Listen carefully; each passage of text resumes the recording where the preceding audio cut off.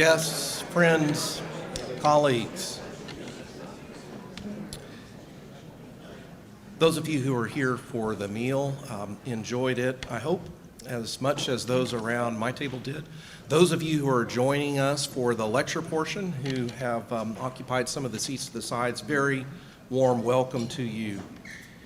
The Ethics and Culture Lecture Series, hosted by the Honors College since last year, the program says since 2003, so we've done this twice now, hosted by the Honors College under the sponsorship of Don and Judy Schmeltikoff, brings attention to publicly relevant topics uniting academic expertise in ethics with the generous engagement of culture as expressed in film, law, literature, music, politics, religion, and other forms of shared cultural life. The aim is to highlight the relation between ethics and culture regarded from a decidedly Christian perspective and to seek renewal thereby of ethically grounded and culturally sound American life. Joining us this evening to give the second annual lecture is Justin Dyer, who serves as Professor of Government and the Jack G. Taylor Regents Professor at the University of Texas in Austin. A scholar of American political thought, jurisprudence, the Constitution, and natural law. Among his prolific record of scholarship, significant books include titles such as The Classical and Christian Origins of American Politics, Political Theology, Natural Law, and the American Founding. C.S. Lewis on Politics and Natural Law. Slavery, Abortion, and the Politics of Constitutional Meaning. Another title, Natural Law and the Antislavery Constitutional Tradition. All of these from Cambridge University Press. No incidental, insignificant press. For the past year, Dr. Dyer has served as the interim dean of the University of Texas New School of Civic Leadership, an academic unit established a year ago by President Jay Hartzell.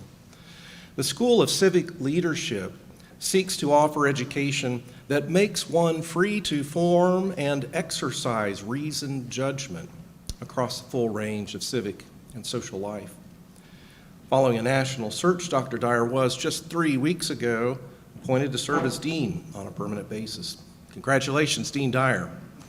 Is this your first official lecture?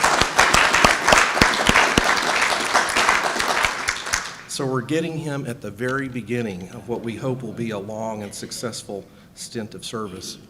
President Hartzell notes, as the state's flagship public university, UT Austin has a long-standing tradition and unique responsibility to equip and train civic leaders for our state and nation, and this new school reflects an expanded commitment for the next generation of leadership. As a university even older than the University of Texas, with a motto, pro ecclesia, pro texana, we share a commitment to these ends. We're grateful for this vision that your school has, Justin, and wish for its every success under your guidance. This evening's lecture is entitled Politics in the Shadowlands. Justin, please come on up. We're eager to hear from you, and colleagues, please join me in welcoming him.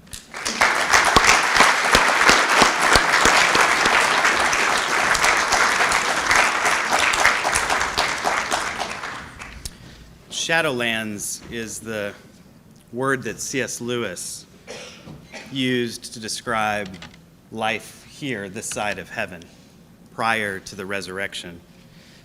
And this is the title of the last book, the last chapter in the last book of the Chronicles of Narnia. It's farewell to Shadowlands, and the characters at the end of that book series are going, as you remember the line, farther up and further into a deeper reality.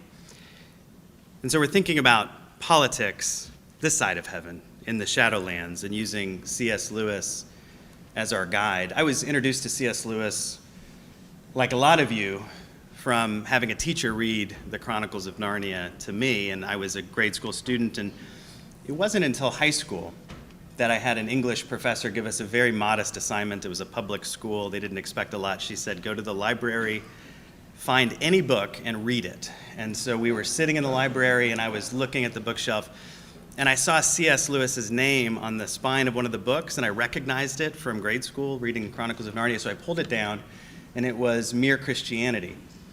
And I started reading Mere Christianity, and the first few chapters in that book, which started as a series of BBC broadcast talks, focus on natural law. And so I was introduced as a high school student to this idea that there is a natural moral law that we ought to know by reason, and he powerfully uses the example of the Nazis to drive this point home to his listenership during the middle of World War II, and I was really captivated by that idea, and so that set me on a path toward studying American politics. And there was a little bit of a puzzle of why reading an ostensibly apolitical English professor who had taught at Oxford who never visited America would somehow get me interested in American politics. And I discovered at a conference that one of my friends, Micah Watson, who did an MA at Baylor on C.S. Lewis's political thought, had a very similar experience.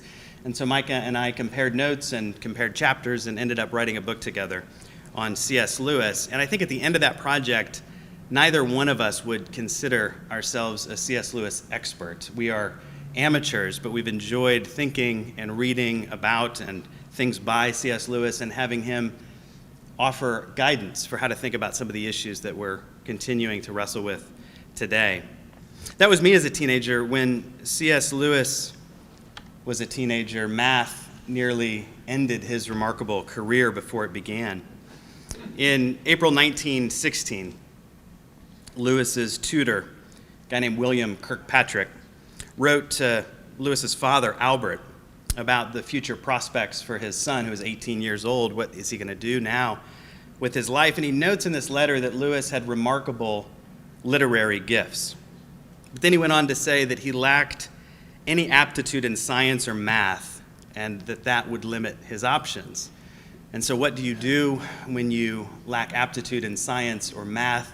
Kirkpatrick advised that he should become a lawyer. And that would have had him going into the same career path as his father, but Lewis didn't want that. He knew that he wanted to pursue an academic career. He was intent on being a professor. And so he wanted to go to Oxford University to prepare for that vocation. But before he could commence his studies, he had to pass a test. It was a university-wide test called Responsions, and the test included basic questions on Latin and Greek, which he had mastered, and mathematics. So Lewis did an additional sojourn tutoring with Kirkpatrick, and at the end of it, Kirkpatrick concluded that he was singularly unsuited for algebra and trigonometry. And Lewis reflects on this in his autobiography, Surprised by Joy. He says, "I never could have gone far in any science because on the path of every science, the lion mathematics lies in wait for you." But there was another reason why he was cramming and trying to learn math. World War I was right on the horizon. By 1917, it was inevitable that every eligible young man would be called up for the Great War. And Lewis and his father thought that an artillery assignment some distance from the front lines would be preferable to deployment in the trenches, in the infantry. But once again, math stood in his way. For understandable reasons, the British military expected artillery officers to have some competence in math. And so Second Lieutenant C.S. Lewis was soon commissioned in the Somerset Light Infantry. He reached the Somme Valley in France on his 19th birthday in 1917, and there he fought. He was wounded. He lost friends in the trenches of northern France. By the end of the war, there was massive destruction. Many of the students that he had first met at Oxford were now dead. And in April of 1918, Lewis himself was wounded. A shell exploded near him, killed a man that was standing next to him. It lodged fragments in his wrist, his leg, his ribs, 2 fragments close to his heart, and those 2 remained with him for the rest of his life. He then recovered at Andover, away from the front lines. And one consequence of all of this that seems trivial against the backdrop of the whole war and the destruction of the war is that Oxford waived the responsions requirement for returning soldiers.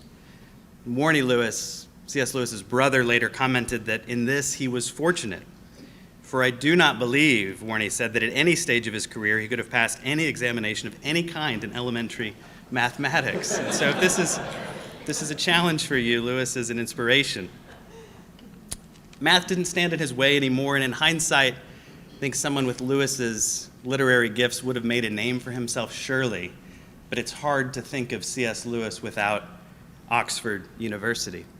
Lewis returns to Oxford after his time in the trenches, and he writes to his father about the experience that he has reconvening with his fellow students, most of them now veterans of this terrible war, and reading the minutes from their last meeting that they had had 5 years before. And they had nothing to record in the meantime. And Lewis wrote to his father, "I don't know of any little thing that has made me realize the absolute suspension and waste of these years so thoroughly." And this staggering waste and incomprehensible loss that accompanied the Great War shaped subsequent events in Europe, shaped the intellectual framework that many of these soldiers took to the world when they returned. And this generation, of course, includes Lewis. And the war in Lewis's own psyche, affects his life in even more profound ways than allowing him to return to Oxford. Alistair McGrath has a recent biography of C.S. Lewis, and he notes in this that Lewis turned 20 years old just a few weeks after the war had ended, and thus, he says, we might expect to find that his world of thought and experience would have been irreparably and irreversibly shaped by war, trauma, and loss. But this raises a little bit of a puzzle for us with respect to Lewis. Lewis always downplayed the effects of the war on his life. He went so far as to rank their significance somewhat below the nightmarish experiences he says he had at English boarding schools. And Lewis, in his autobiography, acknowledges that he distanced himself psychologically from what he had been through. He called this a treaty with reality. Lewis conceded that he never really reckoned with these formative war years. And this treaty with reality might explain his silence in his autobiography and elsewhere about what ultimately led to the war, which is politics. Before all of these enlistments and the training, the trauma of the fighting in the trenches, there were political decisions and counter decisions by European politicians and bureaucrats and civil servants and military officers. And so we might think, for a man as profoundly reflective as Lewis, that we would have some considered judgments about politics and the cause of this war. But Lewis is quiet about politics of this time, of this war, but even in his later reflections. And if the conventional wisdom about Lewis's career is correct, then he remained quiet about politics the rest of his life. There's plenty of evidence to support this thesis. Some of it comes from Lewis himself and those close to him. Lewis's stepson, Douglas Gresham, wrote that Jack, as people knew him, was not interested in politics. Warnie Lewis noted that his brother had a reputation for having contempt for politics and politicians. And Warnie's own take on this was that there was a stifling emphasis on politics at home when they grew up, where their father talked incessantly about Irish politics. And this led, he said, to a long-term disgust and revulsion at the very idea of politics. One of his early biographers, George Sayre, noted that Lewis's early subject matter was military and political. And early subject matter here means when he was a child writing stories. It was military and political, aspects of which the adult Lewis showed no interest whatsoever. And this anecdotal evidence that you get from people close to Lewis extends to Lewis himself. In the early 1950s, Winston Churchill offered to make C.S. Lewis an honorary commander of the British Empire, and Lewis declined the honor. And when he declined the honor, he wrote back to the Prime Minister's office that there are knaves who say, and fools who believe that all of my religious writings are covert anti-leftist propaganda, and my appearance on your list would of course strengthen their hand. And so he wanted to keep a reputational distance from politics. He told his friends that he never donated money to anything with a political implication. He claimed to never read a newspaper. He told Warney that he loathed great issues and he would prefer, as he said, to see a stagnation party, which at general elections would boast that during its term of office, no event of the least importance had taken place. He often expressed skepticism and even despair about politics, and he described himself in one letter as a political skeptic. And so Lewis himself, those close to him, and some of his more distant observers all seemed to say that Lewis didn't have much to say about politics. And if he did, it wasn't very interesting. But this conventional wisdom, I think, is wrong. But to understand why, we have to think about politics in a broader sense, more than just electoral maneuvering, parliamentary intrigue, debates about taxes and tariffs. I think Lewis really wasn't all that interested in those aspects of politics and the details of public policy. And he did genuinely try to avoid partisan politics. He didn't want his religious vocation to be associated with a political cause such that it would detract from what he took to be his true calling. And yet we know from his personal letters, from his education, from his teaching, that he was knowledgeable about politics and political thought. His education at Oxford and his teaching later was steeped in political philosophy.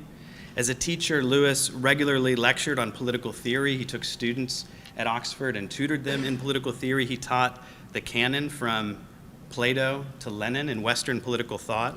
And it turns out that he had quite a lot to say in the classroom and in his writings about the foundations of a just political order.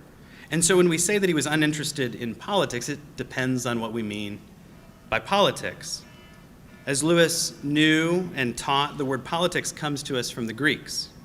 It refers to the business of the polis, a word that we don't really have a good analog for in English. It's a comprehensive community. It combines spheres and identities that we tend to keep separate: religion, government, family, school, and business, all part of one comprehensive community. And the polis, the Greeks taught, is something that's established and maintained with a conception, even if it's unarticulated, about what kind of life is worth living, what kinds of things are worth pursuing, and at what cost. How should we live together? And as a result, life in the polis, political life, implicates perennial questions that pertain to human beings as human beings. What is the good life? How should we live? What things are so good that we should require them by force, if necessary? What things are so bad that we should prevent them with force, if necessary? What things are worth dying for? What things are worth killing for? Do human beings have a deeper purpose than mere survival or pleasure? Conceived in this way, politics is linked to the most fundamental questions about human nature and human purpose and ultimately human destiny. And Lewis spent his life pondering these questions, and his answers come out in his various writings. The Chronicles of Narnia describe the founding of a new polity. It features monarchs and tyrants exercising power for good and for ill. Mere Christianity contains a chapter on social morality and begins with sections on natural law. The Four Loves opens with a discussion of patriotism, and his massive book on English literature, what he called his Oh Hell book, the Oxford History of English Literature, offers sophisticated treatments of several political thinkers and themes, including Machiavelli and Hobbes. Lewis's Abolition of Man, which is about the consequences of man's attempt to conquer nature, is his most deeply political book. And abolition's themes are presented in fictional form in the third installment of the space trilogy. It's called That Hideous Strength. In the preface to That Hideous Strength, he says, "It's a fairy tale for grown-ups, but I'm making the same argument I just made in The Abolition of Man," which is a little bit of a puzzle to tease out what he means by that. But in this book, it focuses on a nefarious government bureaucracy called the National Institutes for Coordinated Experiments, or NICE for short. And as a side note, this acronym actually exists in the British system. It's called the National Institute for Healthcare Excellence, and it's NICE for short. It's the agency that was responsible for the decision, if you remember now, some years ago, to withdraw life support from a toddler named Alfie Evans, and then to prevent his parents from seeking treatment for the brain condition that he had outside of the country. This is something, I think, that Lewis sees, the kind of ways that these bureaucracies can go awry. National Review magazine put Abolition of Man as the number 7 best book of the 20th century on its list of the top 100 books. And so you have this oddity in a way, this apolitical Oxford English professor who is recognized by America's flagship conservative political magazine for his writing in The Abolition of Man, which originates as a series of lectures at the University of Durham on how we should teach English language to students in high school. And so there are connections here, but they have to be drawn out. In letters and shorter essays, Lewis wrote about equality, criminal justice, capital punishment, pacifism, nuclear war, unalienable rights, social contract theory, Christian political parties, and the welfare state. He took on, in his popular writings, newspaper columns, and magazine essays. He took on these explicitly political topics.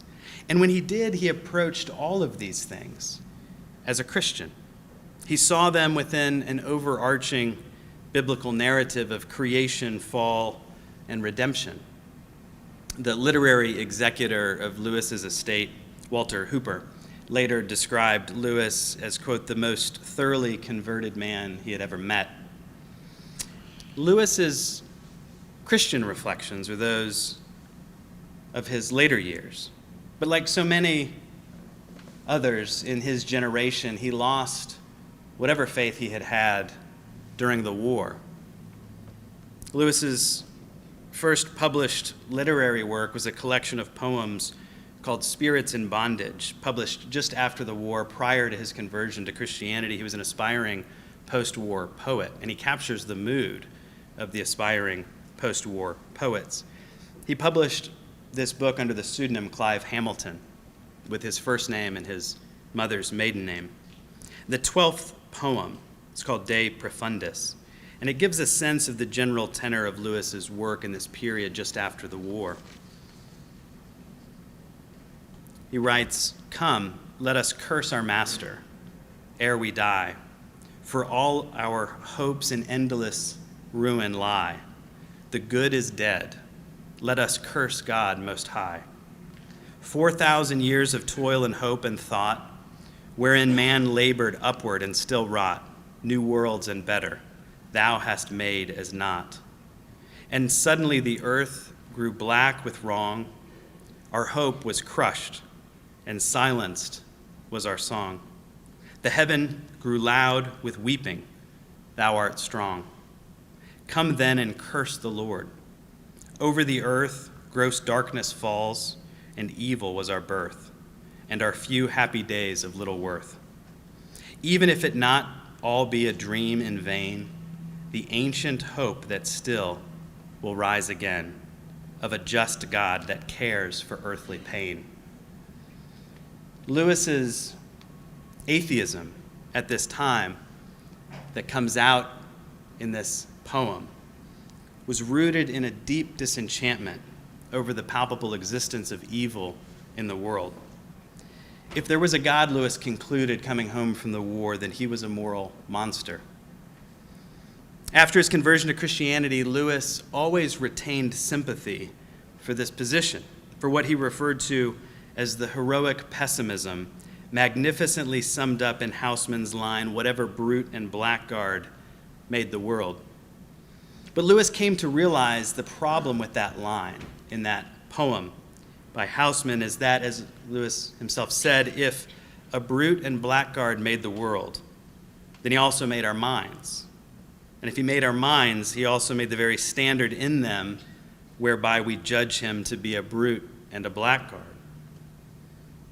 So if our sense of the deep wrongness in the world, the existence of evil, the sense that there is something wrong, if this sheds light on reality, then we have to have a rational standard of goodness against which to judge the things that have gone wrong.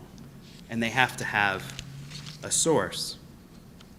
There's a thorny issue here about the relationship between God and goodness, and the source of goodness. When Lewis wrestled with this, ultimately, he was satisfied with the mystery in the biblical doctrines of creation and fall as an answer to that problem. Later, in the problem of pain, he summarized these doctrines by saying that Christianity asserts that God is good, that he made all things good and for the sake of their goodness, and that one of these good things he made, namely the free will of rational creatures by its very nature, included the possibility of evil, and that creatures availing themselves of this possibility have become evil. This was Lewis's answer to the existence of evil and the problem of evil. But he recognized the alternatives. One alternative was that there is only one source of both good and evil, and that is God. There's one God. God is the source of good and the source of evil. There's an old lyric in a Pink Floyd song where they say, God gets what God wants. That's essentially this position. God gets what God wants. What you see is what God wanted. Lewis wasn't satisfied with that as an answer. The other answer was dualism, that there are equally powerful good and evil forces battling each other in the universe. One no more powerful than the other, and so destined to counteract each other into eternity. And Lewis ultimately is not satisfied with that answer. And the third option, which he flirted with, was nihilism. There is no good and evil. It's all an illusion. There is no standard. After his reorienting conversion to Christianity, Lewis saw everything in light of the Christian doctrines, including the answer to the problem of evil. He said that he believed in Christianity as he believes that the sun has risen, not because he sees it, but because by it he sees everything else. And so now a question. How did Lewis see politics? And the answer may be a bit of a letdown, given that wind-up. The answer, in some ways, is that he saw politics as one educated in the tradition of English liberty.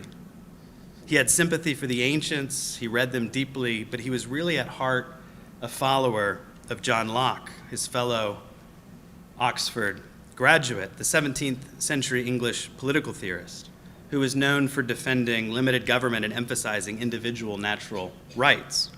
There were two key concerns that guided Lewis's reflections on politics, and both of these were anchored in some ways in this tradition of English liberty. The first is the reality and the importance of natural law. If Lewis's generation, which had lost its faith in the Great War, really believed in nothing, no God, no goodness, then it would start about the project of building paradise here on earth.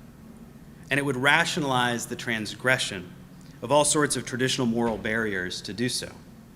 This was, for Lewis, as he looked out in the world after the war, the central project and the end result that united Nazism, fascism, communism, and ultimately even the project of liberal democracy. The second overarching concern that Lewis had was about the danger of government overreach for ostensibly good motivations. Liberal democracies, he thought, were not immune to this temptation. Lewis feared that the project of concentrating power and trying to build a paradise here on earth would be carried out under the authority of science in England and the United States. In The Abolition of Man, he concluded that many a mild-eyed scientist in a democratic laboratory means in the last resort just what the fascist means. He believes that good means whatever men are conditioned to approve. He believes that it is the function of him and his kind to condition men, to create conscience by eugenics, psychological manipulation of infants, state education, and mass propaganda. Because he's confused, Lewis wrote, he does not fully realize that those who create conscience cannot be subject to conscience themselves. These are the overriding concerns. And so with those in the background, let me leave you with a few basic, big picture political lessons that I think we can derive from Lewis's writings. The first is that our political institutions are vulnerable to tyranny, partly because we no longer believe in the ideas that built our civilization. Lewis is talking about this in the 1940s, 1950s, and I think a lot of these observations remain prescient today. What Lewis called the juristic key conceptions at the foundation of Western civilization were, quote, natural law, the value of the individual, and the rights of man. But these ideas depend on a belief in the reality of a universal and objective moral law. As Lewis said, the very idea of freedom presupposes some objective moral law which overarches rulers and ruled alike. Subjectivism about values, the idea that there is no objective morality, subjectivism about values, he says, is eternally incompatible with democracy.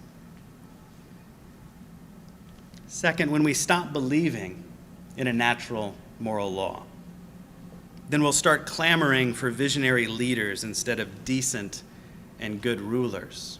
Lewis had his own theory about the move from talking about ruling to talking about leading.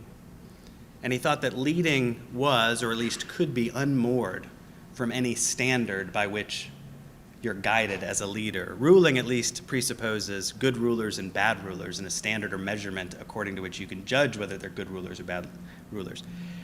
Leaders are just leaders. They lead people, but where do they lead them? And Lewis said that while we believe that good is something to be invented, then we'll demand such qualities as vision, dynamism, creativity, and the like among those leaders. But if we returned to an objective view, we should demand qualities much rarer and more beneficial, like virtue, diligence, and skill. And this emphasis on virtue is particularly important because there are always people who promise to deliver us from those things we most fear, if only we will give them power. This, he thinks, is a perennial temptation. Lewis observed that in every age, those who wish to be our masters, if they have any sense, will secure our obedience by offering deliverance from our dominant fear. The ancients, he said, sold themselves as slaves in order to eat.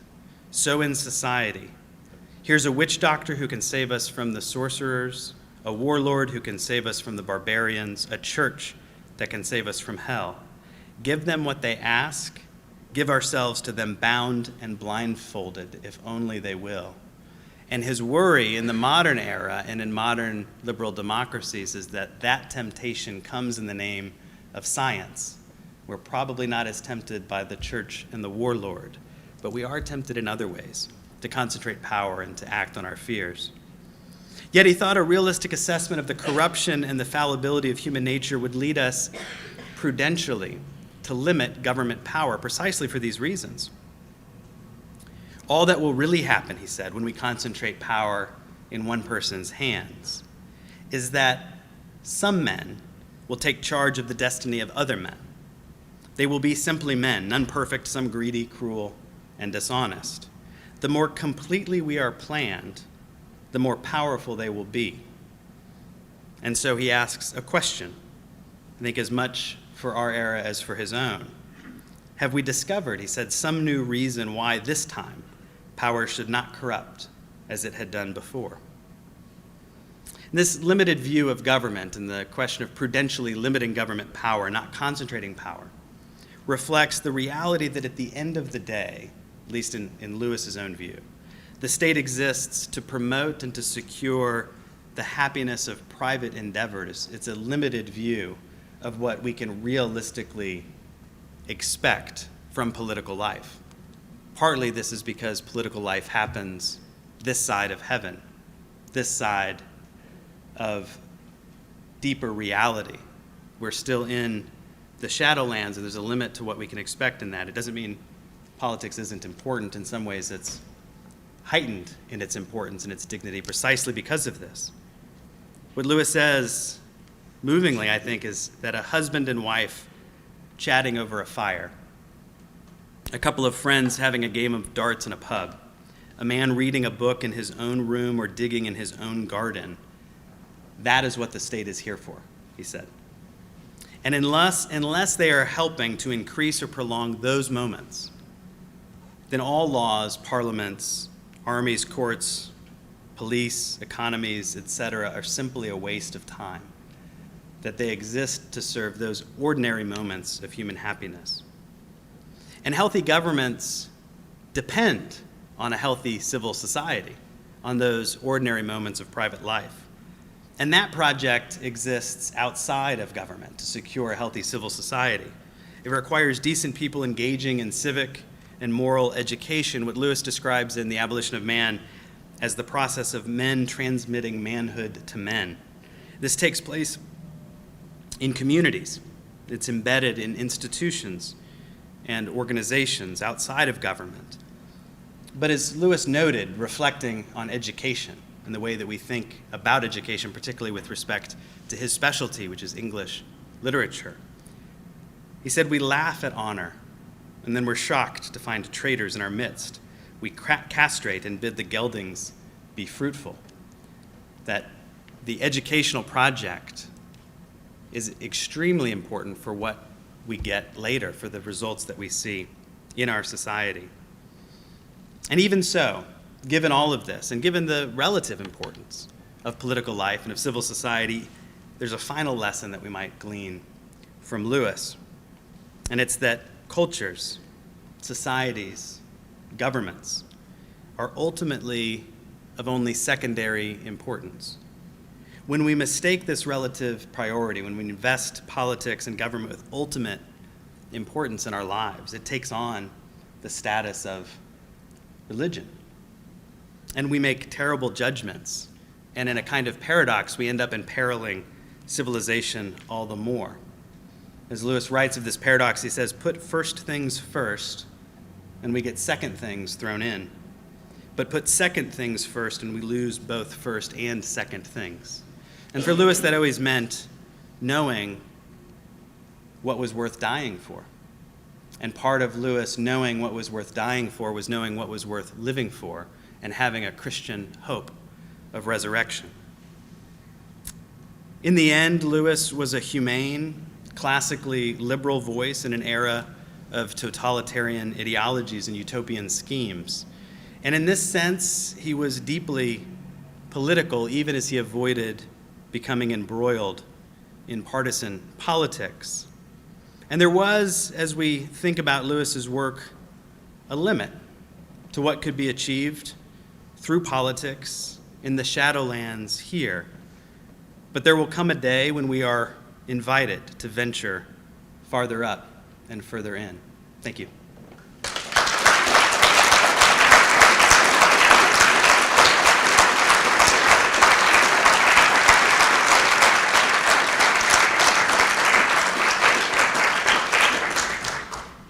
So we have some space allotted here for Q&A, and I think we have one or two roving microphones. So, Kristen, are you one of the rovers? Great. Yeah, so if you have a question, just raise your hand, and one or the other of our rovers will bring a microphone to you so everyone can hear. And Justin, thank you in advance for the wisdom you'll shed on the intelligent and good questions that you are asked by some of our students, among others. And while we're waiting on that question, I did have one question of my own, if I may take a liberty here. And it's just this: politics in the Shadowlands, of course, anticipates politics in the sunlit place to which God calls us. One of the features of Lewis that I've always wrestled a little bit with is an Englishman's fascination, if I could put it in those terms, with monarchy. And we get depictions, a number of points of Christ's kingship, and I understand that very biblically.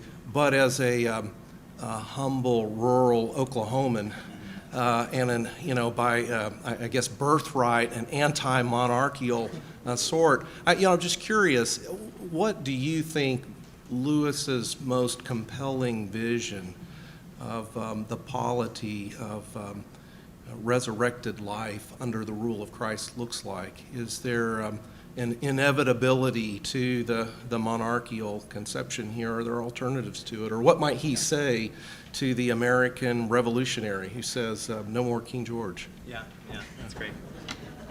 He was, I think for resurrected life, he would certainly favor a hierarchy, and he emphasizes, even in his writings about politics now, hierarchy. And he has some essays where he does talk about democracy. And at one point, Lewis says that he's a Democrat, small d, Democrat. not because he thinks that everyone is so good that they deserve a share in government, but because everyone is so bad that no one deserves to be the only one with a share in government. And so it's the negative aspect of human nature that leads Lewis to prudentially want to not have that kind of hierarchy in terms of political life now. As an American, I have a hard time appreciating the monarchy, and I'm sure Lewis could give a good defense of the monarchy's role in British society, but he ultimately thought that equality, human equality, was, as he described it, a legal fiction, but a necessary legal fiction. There are, of course, ways in which we're not equal, but as a legal doctrine, equal treatment under the law is something that we use in order to prevent each other from treating each other cruelly. It's a protection against human cruelty. And actually, cruelty becomes the vice that aristocrats are more susceptible to.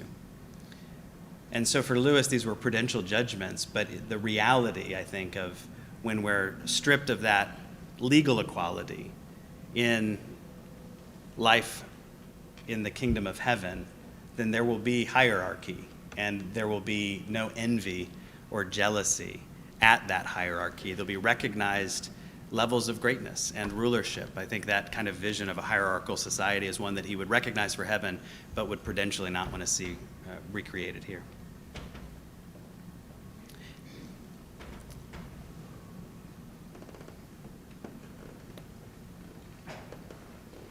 Unfortunately, I can't answer Baylor basketball questions.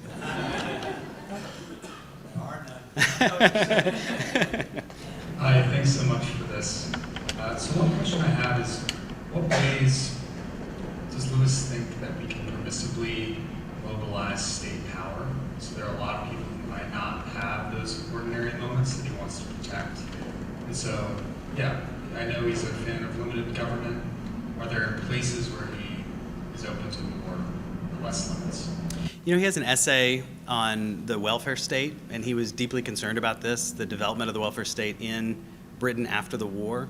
And there's one moment where he reflects on this, and he says, as he describes himself as a political skeptic, and he's quite pessimistic about these things. And so one place that he actually addresses this, but in a very pessimistic way, is that he says he worries that the choice is between a society in which there are a few free people and a society in which there are none. And so I think he would have a careful degree of skepticism about the idea that you could perfectly create a society to ensure the conditions of freedom for everyone within it. And I think it's a noble aspiration, but he has a kind of chastening reflection about whether that's actually possible.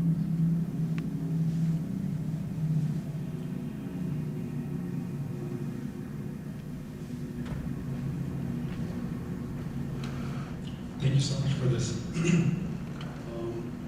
Just to preface my question, originally from India, so talking about the monarchy is, I have a question based on that. We read in Romans chapter 13, verses 1 through 2, let every person be subject to the governing authorities, for there's no authority except from God, and those that exist have been instituted by God. Therefore, whoever resists the authorities resists what God has appointed, and those who resist will incur judgment. So my question is oriented towards Lewis's perspective on the monarchy and colonialism, but also more so how he would respond to Christians who are being subject to cruel, tyrannical governments today, and how he would respond to just the Bible and just his political philosophy. Yeah, I'm not aware of Lewis having deep reflections on the question of civil disobedience. He does have an essay where he praises the American founders, and he talks about the Declaration of Independence with some level of appreciation. And so I think he probably would fall in the tradition, and I had mentioned John Locke as one influence, but in the tradition of justified revolution as a category that would actually make sense. And there's a whole Christian tradition of reflection on that, on Romans and then Romans 13 and how we understand that tradition. But certainly within the Protestant tradition leading up to the American Revolution, there's a whole category of thought that comes out of Calvinism in particular about justified Christian revolution. And so there's a whole tradition about that. And then John Locke, of course, has his own theory about the state of nature. The American founders, one of the rallying cries for the American Revolution was no king but Jesus. And so there is a question about what does that mean to have the kingship of Jesus and to recognize the authority of the king over the colonies. And part of the argument that they have is that there actually isn't a legitimate authority there. And so when they're resisting, they're not resisting a legitimate government authority, they're resisting an illegitimate government authority, and so that becomes a matter of self-defense. I have a question for you. Taken through the lens, especially of the evolution of man, do you think, what do you think Lewis's judgment on contemporary universities would be? Contemporary universities? Oh, I think he was so pessimistic about the state of the university in the 1940s that I can't imagine he would be more optimistic today. It is amazing, going back and reading some of the things that people were writing at that time, they were quite alarmed by the watering down of standards, by what we call grade inflation today. I think Lewis was very much an advocate for an aristocratic approach to education and did not like the idea of the leveling effects of a democratic approach to education, and so he was ruthlessly elitist in what he would have expected from universities, and so I suspect that he would have reflections along similar lines, and I would think he would be alarmed by the stifling of thought and the range of ideas that can be expressed. I think even at that time, the kinds of things that people were writing about at the university setting go far beyond the bounds of what we see in ordinary academic discourse today. So I think that would be certainly a reflection he had. As you asked the question, I was thinking also about Dorothy Sayers. She has, one of his contemporaries and friends has an essay called The Lost Tools of Learning. And when you read that, it's hard to kind of put yourself in that time period and realize that everything she's writing about it with a 1940s reference point rather than today. But it all seems quite prescient.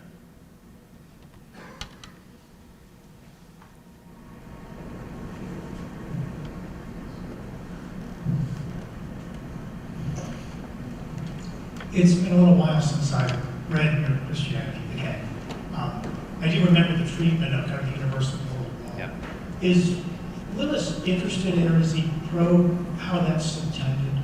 I mean, in the history of philosophy, there's this open series of questions whether it's an intuitive act, Yep. whether it's more explicitly rational, Yep. whether it's done by the act of preferring, like shame and thought. How did he think we got at it? What foundation do you have?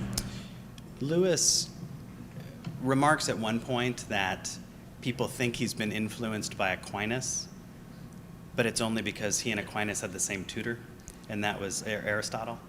And so I think he was someone who approached it from a classical perspective, and that was his degree program was greats.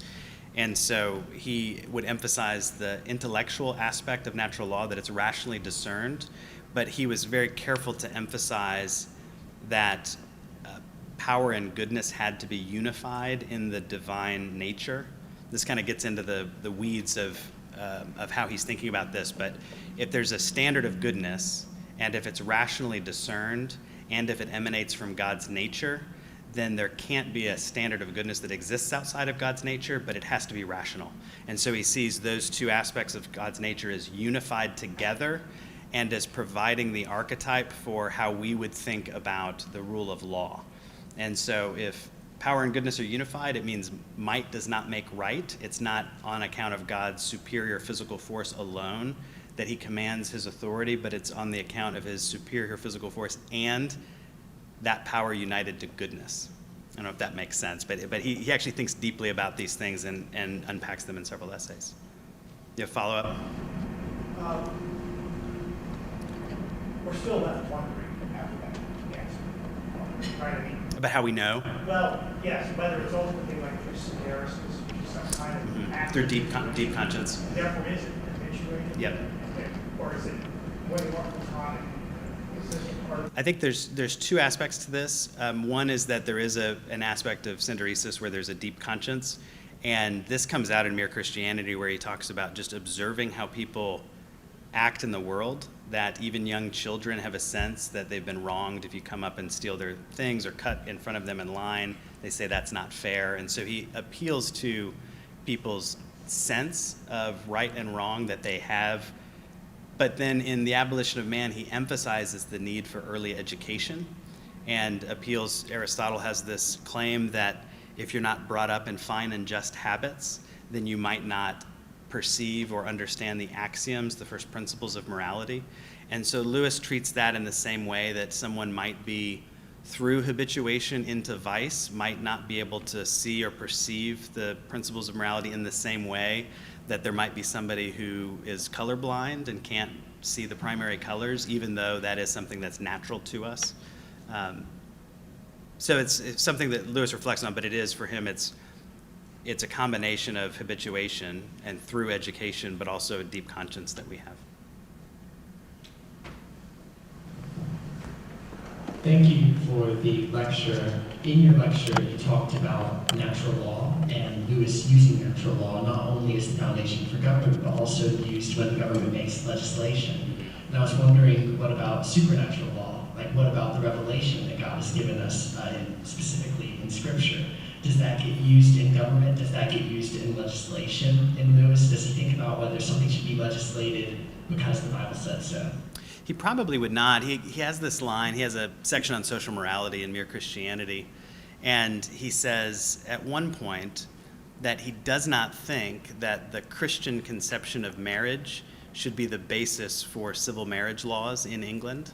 And then he goes on and he makes the comment that at least I don't think that Muslims should tell us that we can't drink wine. He has a comment like that. And but it's this idea that based on revelation alone, that conception wouldn't be the basis for civil law. Now, his friend J.R.R. Tolkien writes him a letter and vigorously disagrees with that aspect of mere Christianity. And he says, if the Christian conception of marriage is true, if it reflects a reality of human nature, then it is what's best for society and should be the basis of our civil law. And so there's a disagreement between Lewis and Tolkien on that point, but he does veer toward the libertarian side, and I think would be uncomfortable with using supernatural law as a basis for the law. And in fact, I think he does want a fairly limited government in all sorts of ways.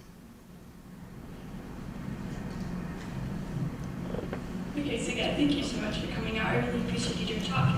And I really liked what you said about Lewis saying that it felt like a choice between freedom for a couple people or like freedom for nobody. Because I think I can feel that, and I can often hear that sentiment expressed. And so then my question is if we are faced with that, like a feeling of, okay, we either can fight for freedom for all, but risk losing our freedoms, or we can try and hold on to the freedom that we have for, particularly if we are people in a place where we have freedom, what would Lewis have to say if we're making that decision? Or what would you have to say? Do we fight for freedom at the risk of losing ours, like freedom for all, particularly as Christians? Like what should our decision be in that? For Lewis, he's thinking about it in the context of British society and the move from aristocracy to democracy.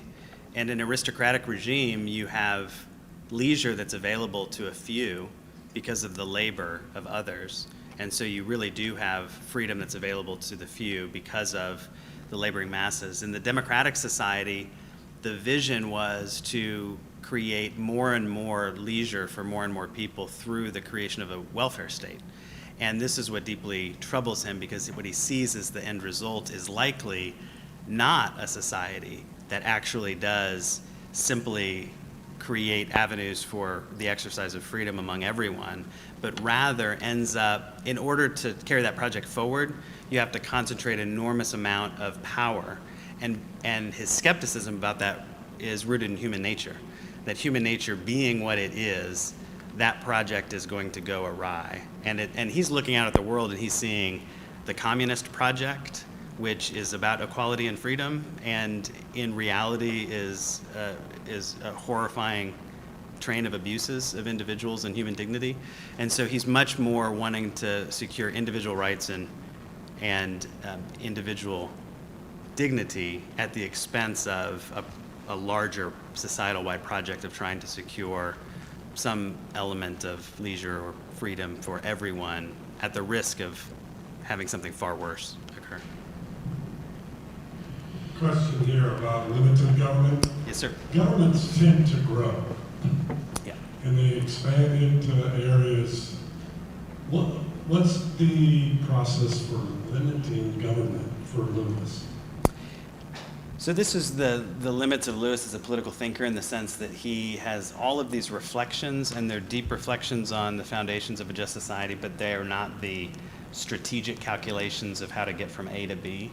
And so part of that is going to be constitutional, how you arrange a constitution. But the constitution is going to depend on the people, and constitutions change over time and they evolve. And so Lewis, looking out at that, often despairs rather than offering constructive solutions. You know, in the Screw Tape Letters, there's a line in which he talks about the deep hatred of freedom that emerges from Rousseau. So he identifies this with Rousseau and says this deep hatred of freedom is now manifest in English society, such that a man cannot make a tool shed by cutting down a tree in his own yard and building it himself without a permit from the government. And he identifies that as this great injustice. But how do you turn that back? I think that's a very complicated question, and one that Lewis is probably not our best guide to. Justin, thanks for a terrific talk. Among the topics, the political topics you mentioned, drew Lewis's interest, were punishment Yep. and science, maybe modern technological science. And I think those two come together for him in a brief essay, The Humanitarian Theory of Punishment, which has an equivalent, I believe today, restorative justice. I'm wondering if you could say something about that piece and how perhaps those two things go together and what the danger of it. Yeah. Lewis, he has this essay called The Humanitarian Theory of Punishment. He tried to publish it in England and no one would publish it, so it's in an Australian journal.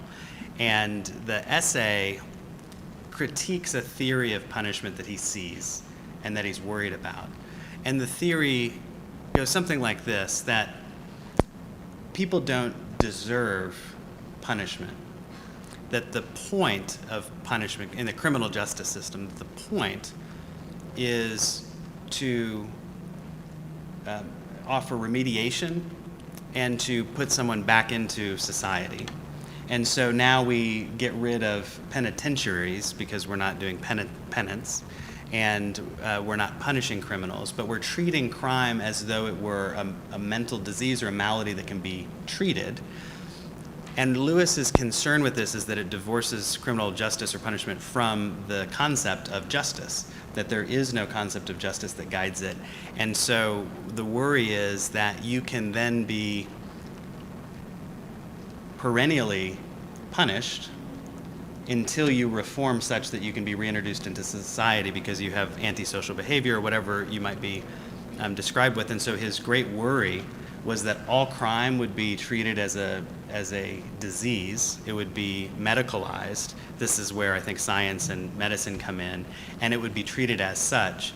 And I reflected on this when I knew somebody who worked in a public defender's office in Missouri, and we had the category where I used to live, had the category of sexually violent predators.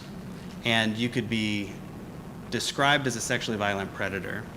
You could have a penalty as the criminal justice punishment. You go through trial, you have a penalty, you serve your time, but afterward, you're brought before a judge who decides that you are still a danger to society even though you've served your time, and you're committed to a mental institution for treatment. And no one who had been admitted to a mental institution for treatment had ever been released from that institution. And so it was functionally a lifetime sentence, but divorced from the criminal justice process of deciding that that sentence was the just sentence for that crime. And so my reflection on that was not that we should release sexually violent predators into society, but it was that if that were the justified sentence, it should have been done at the sentencing phase rather than being medicalized later and having a lifetime sentence served in a hospital.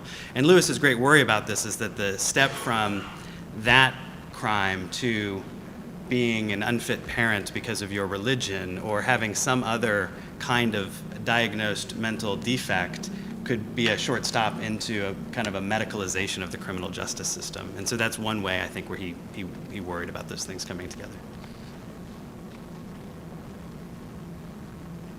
Colleagues, join me in thanking Judge.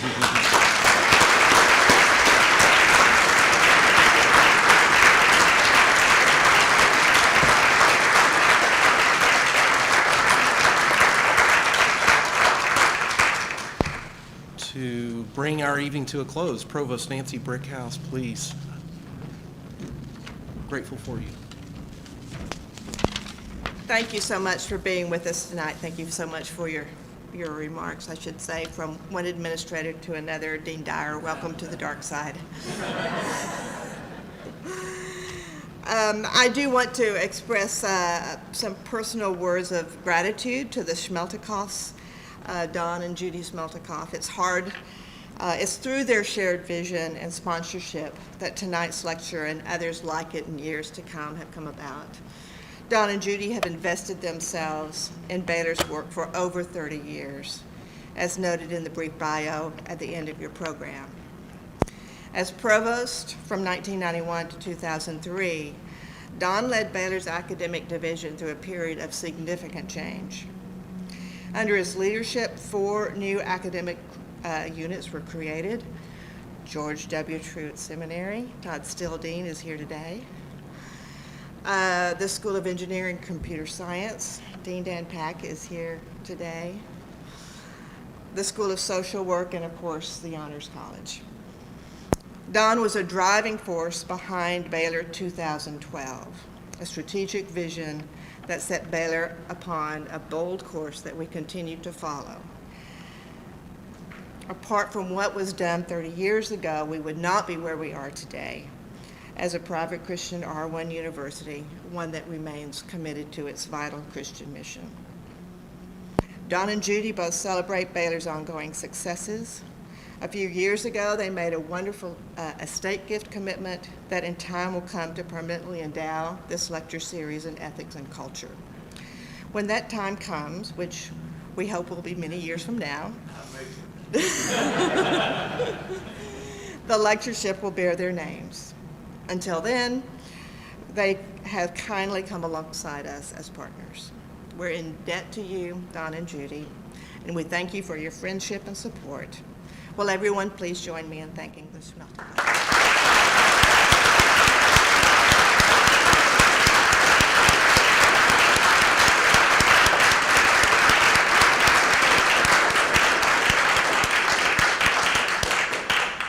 And with that, I wish you all a good evening. Travel safely home.